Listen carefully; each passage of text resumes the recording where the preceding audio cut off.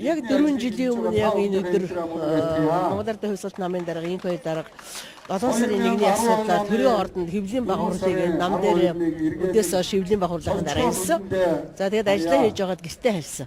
За тэгээд гэртээ орох замд нь бол бүрэн зэвсгэлсэн одоо тусгайгийнхан баримтлах гээд тэр үед бол төрийн хамгаалалтай байсан учраас төрийн хамгаалагч нь бас тэр хүмүүсээс хамгаалж байгаа хүнээ бол бас хамгаалах ёстой. Тэгээд бас бараг одоо буудалцах шахуу юм болж ийм хүнд эхэлж энэ баримтлагыг хэлж исэн.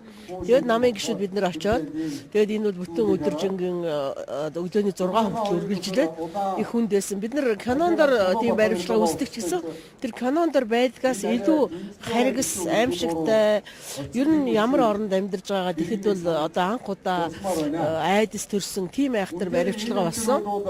Яагаад гэвэл 7 сарын 1-нийг ярьсан Монгол Ардын хувьсгалт намыг байгуулсан мөн 5 толгойн ордыг бол ард түмний мэдэл байх ёстой гэдэг ингэж ярьж исэн. Тэр улс төрчийн байр суурь бол тодорхой эрх хэрэгсэл таалагдаагүй. Тэдний эрх ашиг, хувийн эрх ашиг, бүлэглэлийн эрх ашиг хүртсэн. Тийм учраас бол энэ улс төрийн хэлбэрүүдүүд эхэлж исэн.